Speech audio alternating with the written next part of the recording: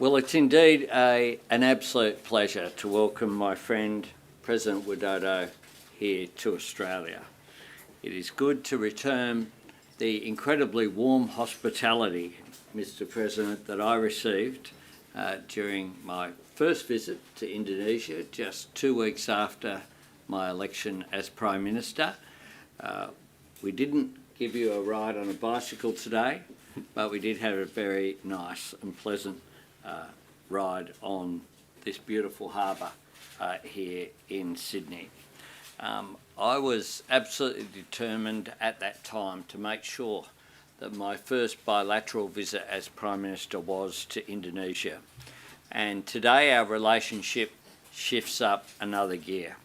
Our countries continue to choose to draw closer together as economic partners, as security partners, and as partners in the global transition to net zero. Australia sees Indonesia's success as pivotal to our region's success. Indonesia's prosperity, security and stability makes the Indo-Pacific region more prosperous, more secure and more stable. As Australians feel the pressure from global economic challenges, it's important that we're investing in trading relationships that grow our economy, support good jobs and strengthen our supply chains. And of course, there are few more important trading partners to us than Indonesia. Tomorrow marks 3 years since our bilateral free trade agreement, the Indonesia-Australia Closer Economic Partnership Agreement, entered into force. That agreement came just as the pandemic took hold and global trade slowed.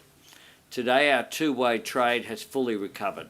Over the past year, it has become stronger than ever, up 37% over the last 2 years. Last year, our two-way goods and services trade reached a record $23.3 billion.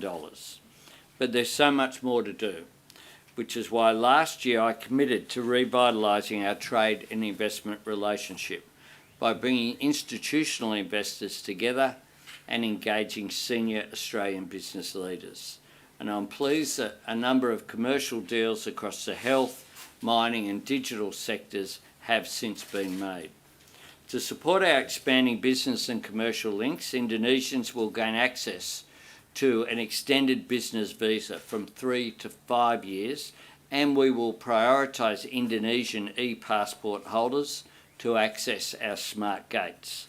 We will put arrangements in place also for Indonesians to access the frequent travellers visa. This offers a 10-year visa validity, making an enormous difference in removing bureaucratic impediments to our closer relationship. We've also made real progress on visa processing times.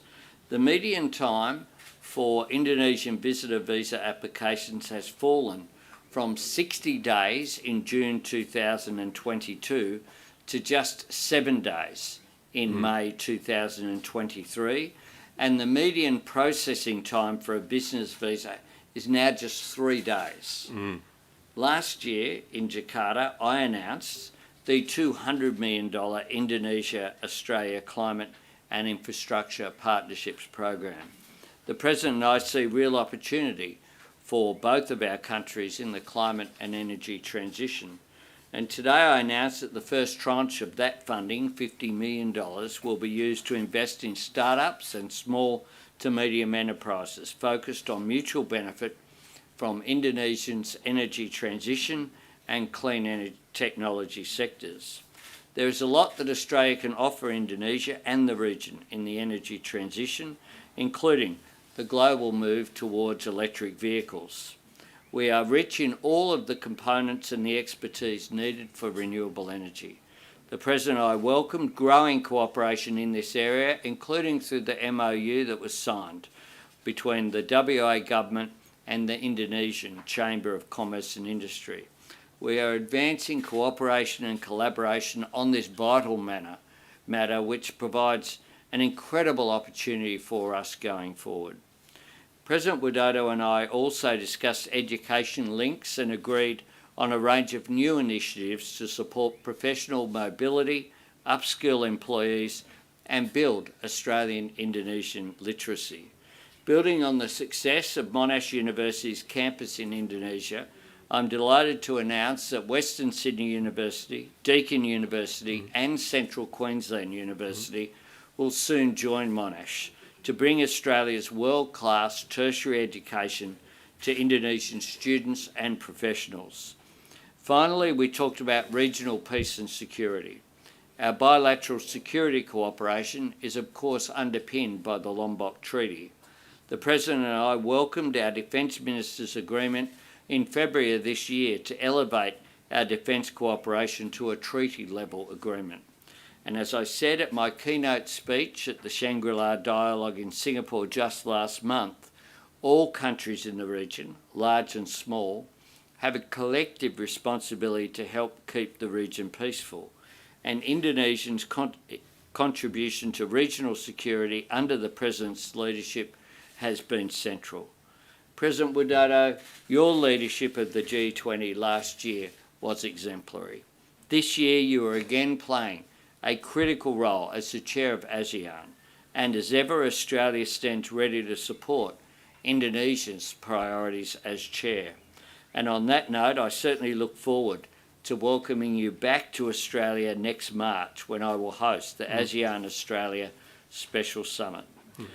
President Widodo, we've cycled together in your country, we've travelled on beautiful Sydney Harbour together, we've met now on 4 occasions and spoken many, many times. And I'm looking forward to embarking on this, our next journey together, in the lead up to the ASEAN Summit, which you will host in Jakarta, then when we meet again at the G20 later this year, then when we meet again in March of next year at the ASEAN Summit that I will be proud to host. This is all with the objective of a better future for our nations and importantly one for our people. And I hope that you have very much enjoyed what we have seen a productive occasion and excellent meeting between our ministers as well today. I look forward to our discussions over a one-on-one dinner tonight, just us, and I am very much looking forward to that and continuing to work together for a better future. Terima kasih Perdana Menteri Albanese atas sambutan hangat dan senang. Kami senang dapat berkunjung kembali ke Australia. Sejak Annual Leaders Meeting tahun lalu di Bogor, telah banyak perkembangan positif dan terima kasih untuk komitmen-komitmennya. Ada beberapa prioritas ke depan yang harus dilakukan bersama-sama, antara lain yang pertama, Indonesia dan Australia harus membangun kerjasama ekonomi yang lebih substantif dan strategis melalui pengembangan bersama produksi baterai EV. Yang kedua, terkait perdagangan, sejak berlakunya Indonesia-Australia SEPA, volume perdagangan naik 90%. Ini akan terus dioptimalkan melalui kerjasama, Mutual Recognition Agreement produk perikanan, karantina dan inspeksi buah-buahan, serta peningkatan kapasitas UMKM. Yang ketiga, terkait pengurangan emisi karbon, kita fokus mendorong implementasi kerjasama dan pembangunan carbon capture and storage, serta smelter orientasi energi hijau di Indonesia. Yang keempat, terkait pembangunan Ibu Kota Nusantara, Indonesia mendorong sektor swasta Australia dan National Capital Authority Australia untuk bekerja sama dengan otoritas IKN. Terkait isu regional dan global, saya menyampaikan posisi Indonesia dan ASEAN sangat jelas. Ingin Indo-Pasifik menjadi kawasan yang damai dan stabil, yang mengedepankan kolaborasi dan kerjasama konkret. Saya mengapresiasi dukungan Australia pada keketuaan Indonesia di ASEAN dan mengajak Australia untuk memperkuat kemitraan di Pasifik Selatan melalui kerjasama trilateral dan berpartisipasi dalam ASEAN Indo-Pacific Forum. Dan terakhir, saya menantikan kehadiran Perdana Menteri Albanese di Jakarta bulan September tahun ini. Terima kasih. Terima kasih.